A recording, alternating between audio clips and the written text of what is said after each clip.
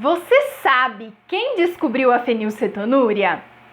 Se ainda não, já parou para pensar o que você tem a ver com tudo isso? Se já ficou curioso, então fica aqui comigo e vamos nessa!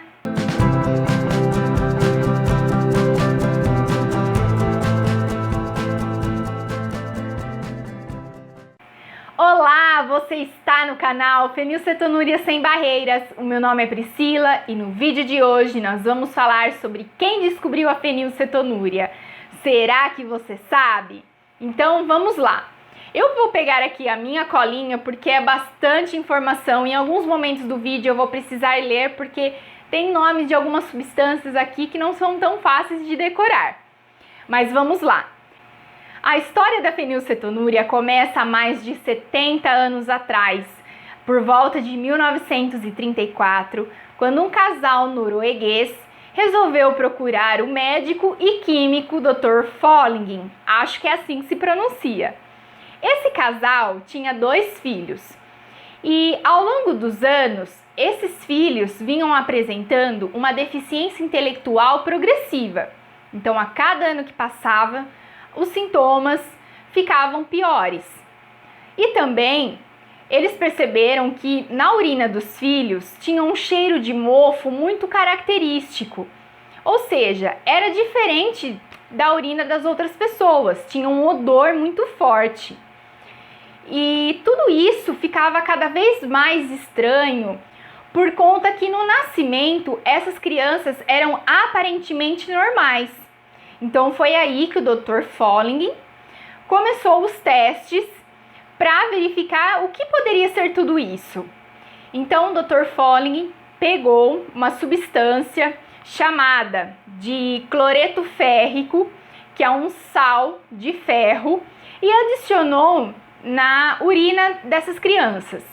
Esse cloreto férrico, em contato com a substância cetona, produziu uma coloração verde escura.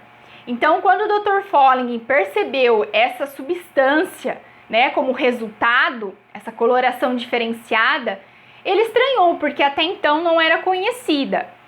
Então, foi aí, mais tarde, depois de vários testes, que descobriu-se que na urina dessas crianças eram excretadas em excesso os ácidos fenilpivúrico e fenilcetato, que davam essa configuração de cheiro mais forte e que reagiam com essa substância que ele tinha adicionado. E posteriormente, no ano seguinte, em 1935, foi descoberto então que a fenilcetonúria, que já tinha essa nomenclatura, era uma doença autossômica e recessiva, ou seja, existiam genes característicos para aquela doença.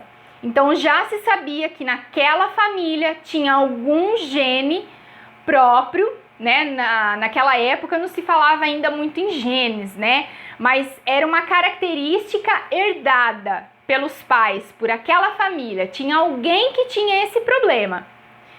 Então foi aí que a história foi evoluindo cada vez mais. Muitos anos se passaram e ficou-se aquela pergunta: o que fazer então se a fenilcetonúria é uma doença que leva à deficiência intelectual? Quais tratamentos nós podemos propor para essa doença? E foi aí então que em 1950 iniciaram-se mais estudos acerca dos tratamentos que poderiam ser possibilitados, e esse tratamento deveria ser com base na restrição de fenilalanina. Então, posteriormente, surgiu-se diversas dúvidas, não só como o tratamento, mas como nós iríamos identificar essas crianças e encaminhá-las para um tratamento.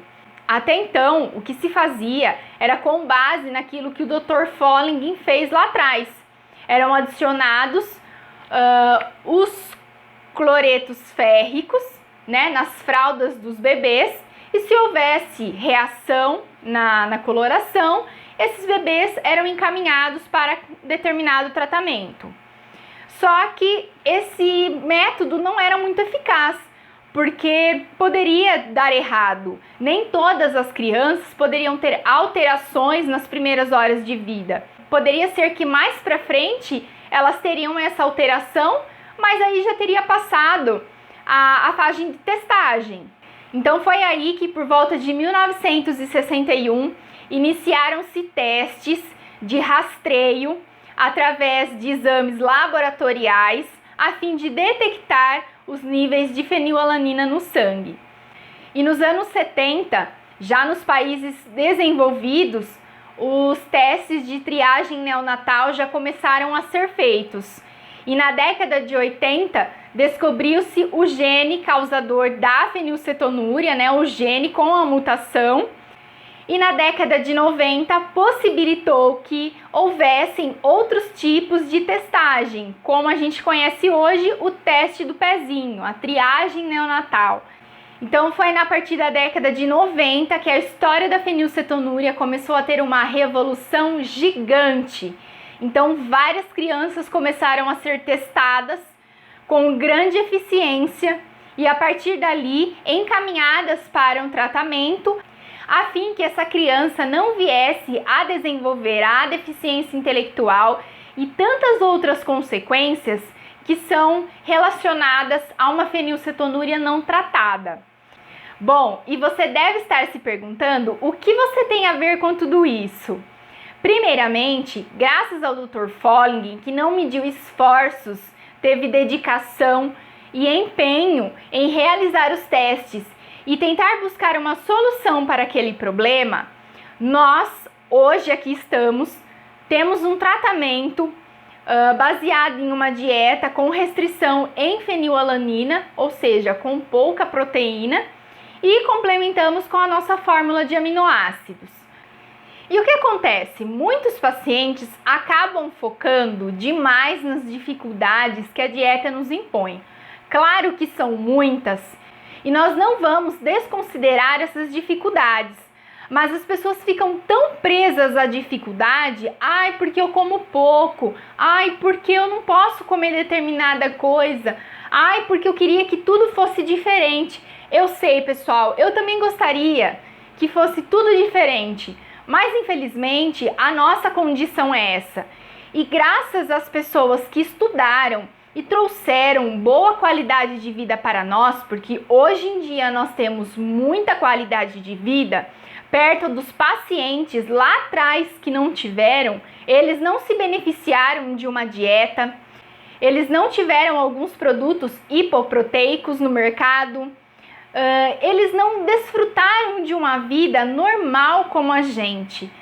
Por mais difícil que seja, hoje nós temos uma vida normal, a gente pode trabalhar, estudar, se relacionar com as outras pessoas, e eu tenho certeza que aqueles pacientes lá atrás dariam tudo para estar no nosso lugar. Então, quando a gente olha para uma dificuldade, tente pensar mais positivo. Tudo bem que você não pode comer outras coisas, mas o que dentro da fenilcetonúria você pode melhorar?